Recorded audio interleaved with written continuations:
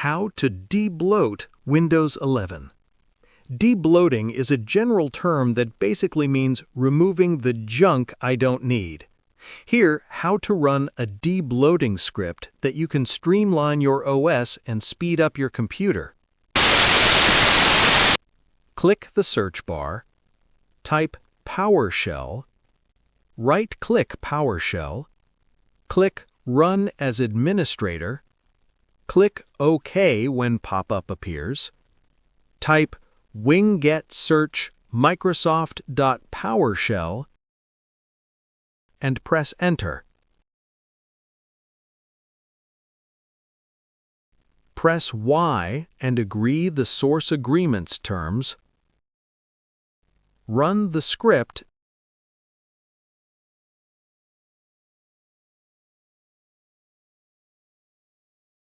and press Enter. Select option 1 in the script menu and press Enter. Follow the on-screen instructions to complete the debloat script.